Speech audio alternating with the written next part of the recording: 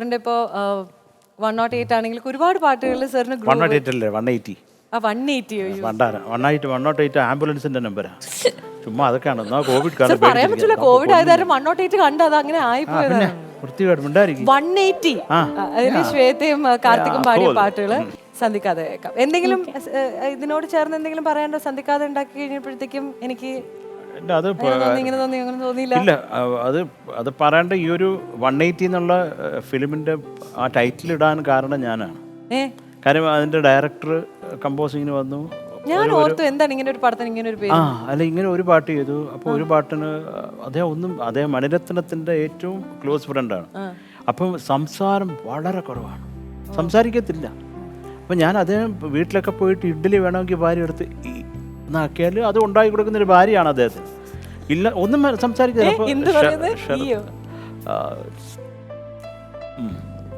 എന്ന് പറഞ്ഞാൽ അത് കൊള്ളത്തില്ലെന്നാണ് അർത്ഥം.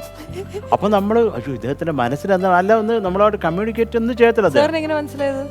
എന്ന് പറഞ്ഞാൽ പിന്നെ കേൾക്കുന്നില്ല, അങ്ങ് എണീറ്റ് പോയി. അപ്പം പിന്നെ അടുത്ത പാട്ടുണ്ടാക്കല് ഈ ഇദ്ദേഹത്തിൻ്റെ മനസ്സിപ്പോൾ അല്ല ഇത് ഇങ്ങനല്ല, ഇത് ഇങ്ങനല്ല, അല്ലെങ്കിൽ ഇങ്ങനെ ഒരു പേസ് അല്ല ഞാൻ ഉദ്ദേശിച്ചു. എനിക്കൊരു നമ്മുടെ മനസ്സിലൊരു പിക്ചർ വെച്ചിട്ടാണല്ലോ ഞാനുണ്ട് ചെയ്യുന്നത്. അപ്പോൾ 1 ആയി 2 ആയി 3 ആയി 4 ആയി 5 ആയി 6 ആയി 180 ആയി. അവൻ വിളിച്ച് ഈ പടത്തിന് പേര് 180. കാര്യം എൻ്റെ ഒരു ശബ്ദാഹവും കൂടെ നടക്കേണ്ട ഒരു ട്യൂണും കൂടെ ചോദിച്ചിരുന്നെങ്കിൽ അടുത്ത ദിവസം ഞാൻ തട്ടി 16-ാമത്തെ ദിവസം ചടങ്ങും കഴിഞ്ഞ് നിങ്ങളിപ്പോൾ സുഖമായിട്ട് എഞ്ചിനൊക്കെ ഹാപ്പി ആയിട്ടിരുന്നേനെ. എന്താ കാര്യം ഞാൻ ചുമ്മാ പറഞ്ഞു ചാവാതിരിക്കട്ടെ. അല്ല, അത്രയ്ക്ക് ചെയ്തു കേട്ടോ, പാവം കൊന്നു. പക്ഷെ ഈ ഒരു പാട്ട് മാത്രം എന്നെ കൊന്നു കുടിച്ചിട്ട് കാര്യം പറയത്തില്ലെന്ന് ഒരു വക സാറ് മിണ്ടത്തില്ല. പക്ഷേ സാറുമായിട്ട് വർക്ക് ചെയ്യാൻ എനിക്ക് കുറേ ഇഷ്ടമാണ്. വളരെ ജെന്യൂനായിട്ടൊരു മനസ്സ് സിനിമയിൽ സിനിമ തുറയിൽ ജെന്യൂനായിട്ടുള്ള സത്യസന്ധമായിട്ട് ഇടപഴകുകയും നമ്മളുമായിട്ട് ആ സ്നേഹം തരുന്ന ആളുകൾ വളരെ കുറവാണ്. എല്ലാം ഫേക്കും നമ്മളെ പറ്റിക്കാനും അവരെ പറ്റിക്കാനൊക്കെ പ്രേരിപ്പിക്കുന്ന ആളുകളാണ് കൂടുതൽ. അല്ല, വളരെ സത്യം, ഞാൻ എൻ്റെ എക്സ്പീരിയൻസിൽ പറയുന്നതാണ്. അപ്പോൾ ഇദ്ദേഹം വളരെ ജെന്യൂനായിട്ടുള്ള മനുഷ്യനാണ്. നമ്മുടെ Shyam sir, music director Shyam സാറിനെ പോലെ അത്രയ്ക്ക് ഒരു സ്വീറ്റ് ഹാർട്ടാണ്. അതുകൊണ്ടാണ് സാറ് 150 അല്ല ഇനി 450 പേരിട്ടാലും കുഴപ്പമില്ല, പടം ചെയ്തിട്ട് അടങ്ങുമെന്ന് പറഞ്ഞ് ഞാൻ നിന്നത്. അപ്പം അത് സത്യത്തിൽ ഈ ഒരു പാട്ടിന് സാറ് ഒറ്റ ചൂടിന് ഓക്കെ സന്ധിക്കാതെ. അപ്പം അങ്ങനെ ഞാൻ ഒരിച്ചിരി ആശ്വസിച്ച ഒരു മുഹൂർത്തമാണ് മോളെ ഈ പാട്ടിന്റെ കോമ്പോസിങ് നടന്ന സമയം. അതിന് സന്തോഷിക്കും മക്കള്. ഇല്ല, ഇവക്ക് ഉള്ള ഞാൻ ഒരു കാര്യം പറയാം. ഞാൻ ചിലപ്പോൾ ഒക്കെ വിളിക്കുമ്പോൾ വലിച്ച എന്ത് ചെയ്യുന്നു, ഞാൻ പറഞ്ഞു മോളെ ഇപ്പോൾ ഒന്ന് നിലത്ത് വീണ്. എന്തോ ഒരു ചിരിയാ. മോളെ ഒരു പാട്ട് നല്ലൊരു പാട്ട് കമ്പോസ് ചെയ്തിട്ടുണ്ട്, ശരിയാവില്ല ഞാൻ പിന്നെ വിളിക്കാം. ഞാൻ വീഴുക, തല കുത്തി, ഇതൊക്കെ ഭയങ്കര സന്തോഷിക്കും അവള്. കോമാളിയെ പോലെയാണ്. പറവച്ച ഇവനൊരു ദിവസം എന്നെ കാണാൻ വേണ്ടി ട്രിവാൻഡ്രത്ത് ഷൂട്ട് നടക്കുമ്പോൾ വന്നു. അപ്പം ഞാൻ പറയടാ ഇവിടെ നല്ല ഫുഡുണ്ട്, നീ വരികയാണെങ്കിൽ നിനക്ക് ഇത് മേടിച്ചു തരാം.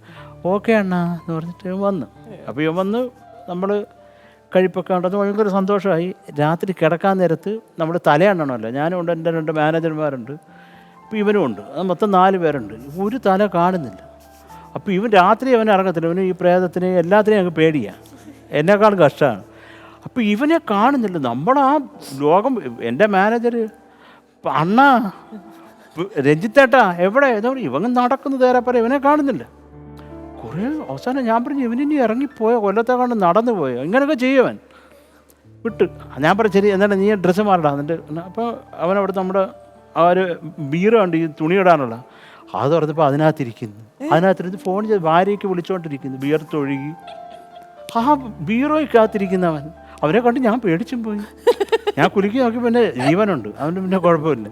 ഇങ്ങനെയൊക്കെ ചെയ്തതാണ് നമ്മളെ ഞെട്ടിക്കാൻ. അത്രയും തേടിയിട്ട് അവൻ ഒരു അക്ഷരം മിണ്ടിയില്ല, ബിയർത്തൊഴുകി അതിനകത്തിരിക്കുന്നു. മോളെ ബീറോ തുറന്നപ്പോൾ അതിനകത്തിരിക്കുന്നു നിന്റെ അച്ഛൻ. അപ്പം ഞാൻ പറഞ്ഞു ബഹുത്ത് അച്ഛാ വെളിവാണ്.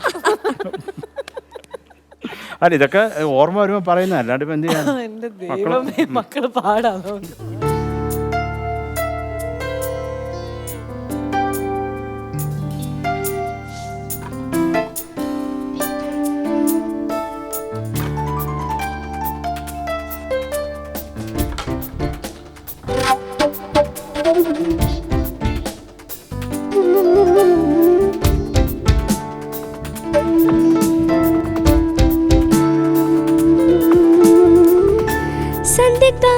கண்களில் இன்பங்கள் செய்ய போகிறேன்.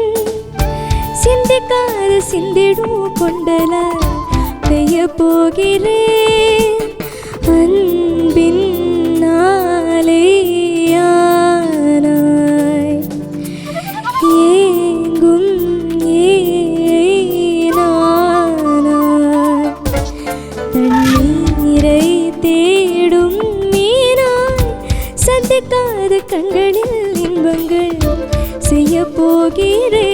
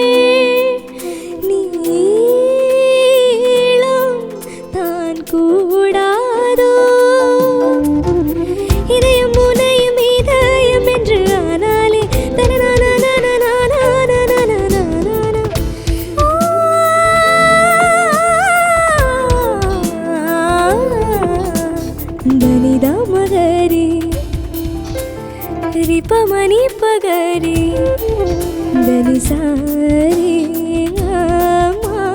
பதனிசா வெளியிலே தொடர்கிறோம். சந்திக்காத கண்களில் இன்பங்கள் செய்ய போகிறேன். சிந்திக்காத சிந்திடும் கொண்டலால் பெய்ய போகிறேன். அன்பின் நாளையானாய் ஏங்கும் ஏழைனானாய் தண்ணீரை தேடும் மீனாய்.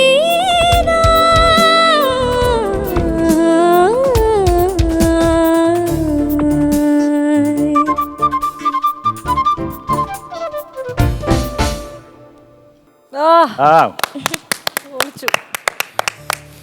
So nice, so nice. Thank you. Seriously വരി മറന്നു പോയെങ്കിൽ എന്ത്. എനിക്ക് ബട്ട് നൈസ്, എനിക്ക് ഇഷ്ടപ്പെട്ടു. അത് അവിടെ കവറപ്പ് ചെയ്തല്ലോ. പിന്നെ അത് very nice. Very nice, very. അവിടെ അത് നിർത്താതിരുന്നല്ലോ. വല്യച്ഛന്റെ പാട്ടല്ലേ ഇത്തരൊക്കെ മതി എന്ന് പാട്ടുകളിൽ വിചാരിച്ചു. വെച്ച് ഏറ്റവും ഇഷ്ടം എന്താ പറഞ്ഞത്? അല്ല, വല്യച്ഛന്റെ പാട്ടല്ലേ ഇത്തരൊക്കെ ലിറിക്കി മതി എന്ന് അവള് വിചാരിച്ചു. അല്ല പക്ഷെ ഞാൻ വേറൊരു കാര്യം, ഈ പാട്ട് നിങ്ങളുടെ ബാക്കിംഗ് അതിമനോഹരം. പിന്നെ മോള് നന്നായിട്ട് പാടിയടാ. ഒരു സോൾ ഉണ്ടായിരുന്നു അതിൽ, കേട്ടോ. ഗുഡ്, അതാണ് വേണ്ടത്. ആസ് എ കമ്പോസർ എനിക്കങ്ങനെ സംഗീതത്തിൻ്റെ കാര്യത്തിൽ സ്നേഹമൊന്നുമില്ല. അത് എൻ്റെ മോളാണെങ്കിലും ശരി, മോനാണെങ്കിലും ശരി, ഉള്ളത് പോലെ, കേട്ടോ. ഗ്രേറ്റ് കോംപ്ലിമെന്റ് ആണ്. ഫ്രെയിം ചെയ്ത് വെക്കൂ.